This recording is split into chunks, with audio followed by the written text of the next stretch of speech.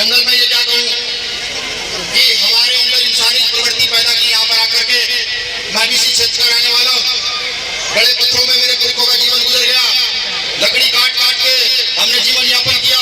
आप यहाँ आए और आपने इस जगह को, मुझे नहीं पता स्वर्ग है नहीं गई है, लेकिन मेरा मानना यह है कि जब इस क्षेत्र से गुजरा जाता है तो एक अजीब सी चिंगारी मन में प्रज्वलित होती है कि यहाँ भी सतगुरु महाराज का डेरा है और इस डेरे को भी आप लोग संचालित कर रहे हैं।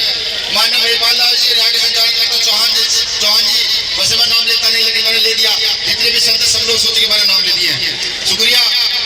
मेरी माताओं को जाने की जल्दी है, 5 मिनट दोगे तो थाने काम की बात मैं कर दूंगा, नहीं दोगे तो थाली मार दी।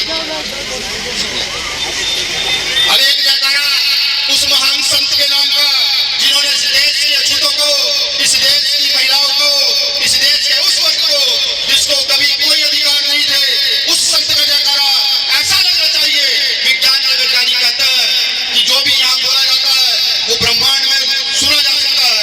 अब नहीं तो आने वाले समय में तो आज का जयकारा ऐसा हो कि जब कभी ब्रह्मांड में आने वाली 10 साल बाद 20 साल बाद जो पीढ़ियां विज्ञान की खोज में निकले और उन वालों को ढूंढते फिरे तो सतगुरु महाराज का जयकारा सबसे प्रचंड और सबसे ताकतवर हो। बोलिए संत शिरोमणि सतगुरु रविदास जी महाराज की, संत शिरोमणि सतगुरु रविदास जी महाराज की।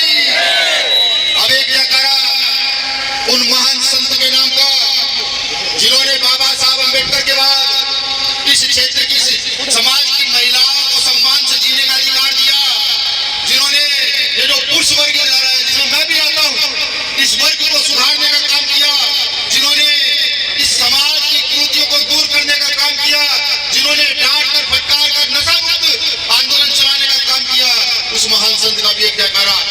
आज वो हमारे बीच नहीं है, लेकिन जब जब मैं उन्हें याद करता हूँ तो उनकी वो थपथपाई हुई पीठ याद आती है। जब जब चंद्रशेखर आजाद भाई की तरफ देखता हूँ तो चंद्रशेखर भाई की तरफ वो उठा हुआ हाथ आशीर्वाद के रूप में वो दिखाई देता। तो स्वामी समनदास जी का जयकारा भी प्रचंड ताकत से लगाइएगा, उस ताकत से लगाइएगा और इस नारे को, इस जयकारे को आंख बंद करके लगाइएगा। स्मरण कीजिएगा गुरु महाराज का कि वो आपको साथ साथ दर्शन दे। मैं जब कभी परेशान होता हूँ तो आंखें बंद कर लेता हूँ, स्वामी समनदास जी का नाम लेता हूँ तो मुझे सामने खड़े प्रतीत होते जैसे मेरे सामने खड़े हो और परेशानियां दूर मुझे महसूस होती। आंख बंद करके लगाइएगा। स्वामी समनदास जी महाराज की, स्वामी समनदास जी महाराज की। कहना तो आज बहुत कुछ आता था, लेकिन संत बहुत सारे बोलने की बिना रह रहे हैं। सिर्फ महिलाओं से बात करने का मन है। पिछली बार भी सत्संग में कहा था कि माओ बहनों से सिर्फ एक ही निवेदन की 2 नावों पर रखकर काम करना नहीं है। अगर आप ये सोचते हैं यहाँ सतगुरु महाराज के चरणों में भी रहोगी और उनके हर महीने घड़ी घड़ी पर जी भी फूकोगी तो काम चलने का नहीं है। एक तरफ रहो जिधर भी रहना, या तो रहो सतगुरु महाराज के चरणों में, मरना जीना यही, जो कुछ होगा देखा जाएगा, या फिर वो घड़ी घर घी फूको तो खुआना बालकों को फूक लो। मैं हकीकत कह रहा, मैं झूठ नहीं बोल रहा। अगर मैं थारे घरों में जाके देखूं तो हर महीने वो जो तुम वो धरो कंडा एक छोटा सा और फिर उसमें घी डाल दो, डालो ना, कुछ होता तो नहीं इससे ना। तो एक तरफ रहो। अगर यहाँ आगे इस प्रांगण में आगे सतगुरु महाराज की शरण में आगे तो ना तो थारा भूत कुछ बिगाड़ सके, ना प्रेत कुछ बिगाड़ सके, ना देवता कुछ बिगाड़े, ना देवी कुछ बिगाड़े। अगर यहाँ आगे तो और बाकी थारे मन में जब कुछ भी चल रहा हो, कुछ भी, मैं साथ में प्रमाण हूँ। सतगुरु महाराज का आशीर्वाद लेकर ऐसी जगह को गुजरे जो कहते लोग यहाँ को जाएंगे काम चले गए सतगुरु महाराज के आशीर्वाद से।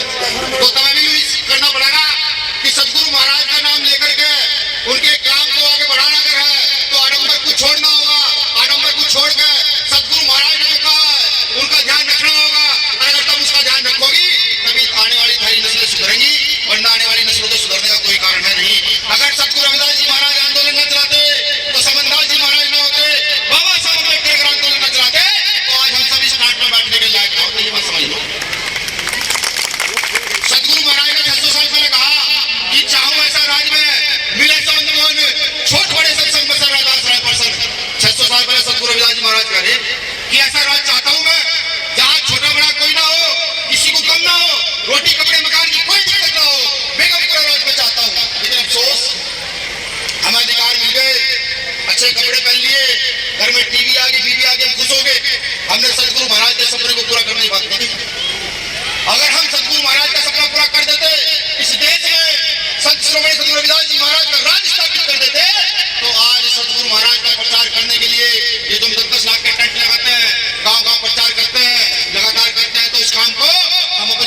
पर एक साइन से कर देते, एक एनसीईआरटी की बुक में एक साइन मार देते, नहीं सदगुरु रविदास जी महाराज को पढ़ाया जाएगा भारत के महान सत्य।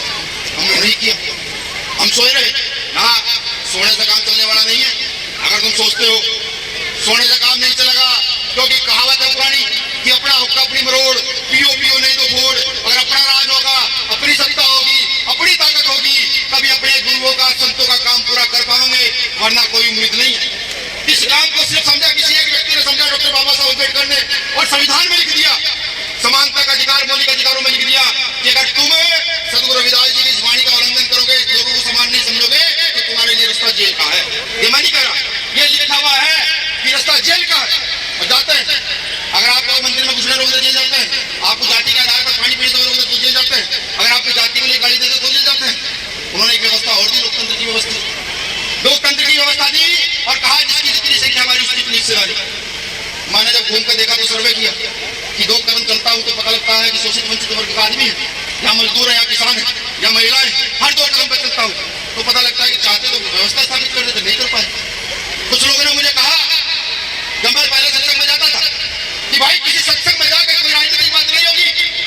मैंने भाई राजनीतिक बात मैं तो करता ही नहीं, वो तो गुरु जी का आदेश था, करनी पड़ती है। और ये शक्ति केंद्र है, मैंने पिछले सत्संग में भी कहा था, ये शक्ति केंद्र है जहाँ से सामाजिक शक्ति का निर्माण होता है।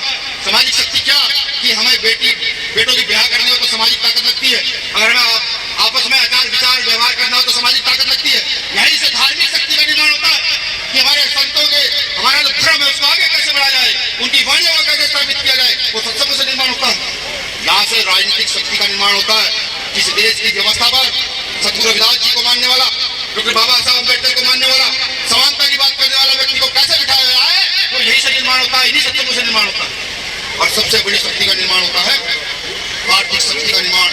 आर्थिक शक्ति समझिए कि अगर हम सब लोग इकट्ठे होकर एक जगह से सारा काम करना शुरू करें तो इस कौम की आर्थिक शक्ति का निर्माण होगा। और जो कौम आर्थिक सशक्त होती है, आर्थिक मजबूत होती है, उस कौम का कोई कुछ बिगाड़ नहीं सकता। एक बात मैं आपसे कौन कहता हूँ, मैं 2 गुरु गद्दियों पर गया, गुरु गद्दी सुंदरताल और गुरु गद्दी ऊन। वहाँ की गद्दी आपको बुला रही है, जाओ दर्शन करके आओ। वहाँ कई सारे भवन हमारे अधूरे पड़े हैं, उन भवनों में अपना योगदान दो। मैं भाइयों से भी कहता हूँ जो नशे की और छोड़े इस व्यवस्था को।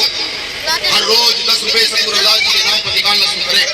जब आप 10 रुपए रविदास जी को सदगुरु रविदास जी के नाम पर निकालना शुरू करेंगे, मैं ये कहता हूँ लिख करके कि ऐसा भवन निर्माण कर देंगे कि जिसमें कहीं ऐसा भवन होगा नहीं अगर 10 रुपए में इकट्ठी करेंगे। तो मेरा निवेदन है, ये मेरा भाषण नहीं, हर बार तो मैं वाणी में सुनाता हूँ, आज वाणी सुनाने का मन था ही नहीं। आज तो यही बात कहने का मन था कि सब लोग मजबूती के साथ इस आंदोलन को आगे बढ़ाने का काम करें। सदगुरु महाराज का जयकारा लगा के बात बंद कर रहा हूँ। चलिए अध्यक्ष जी।